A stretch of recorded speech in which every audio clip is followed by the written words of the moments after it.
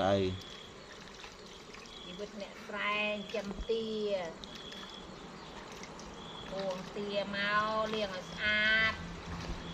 បានយកទៅលក់ឲ្យមួយគេយួរបើមិនលាងឲ្យស្អាតទេគេទិញទេ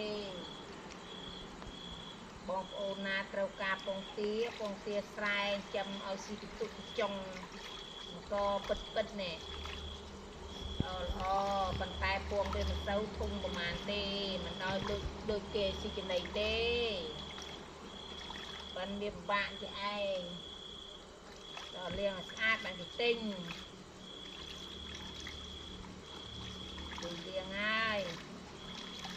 ព្រមឡើងងើបយកទៅលក់គឺកំត្រួតផាស់ម៉ែផងបងប្អូនកសិករ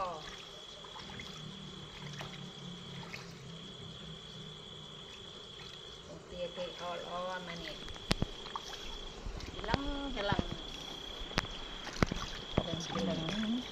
មុខទៀត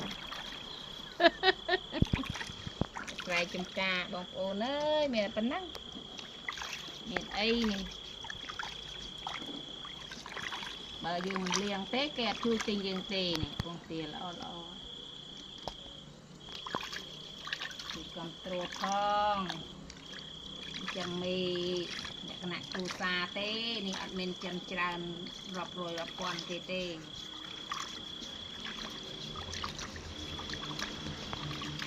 អូណាគឺទិញមក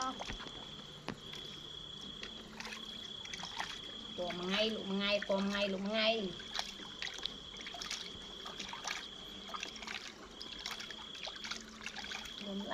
លឹមឡើងលក់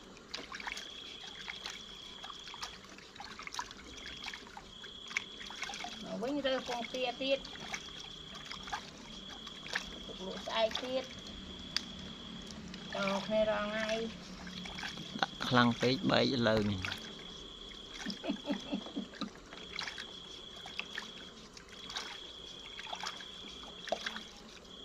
អូនមានចំណាប់អារម្មណ៍ញ៉ាបានព្រៃប្រាំងខេត្តក្រុងប៉ុន្តែយ៉ាត់បែកដឹងទេត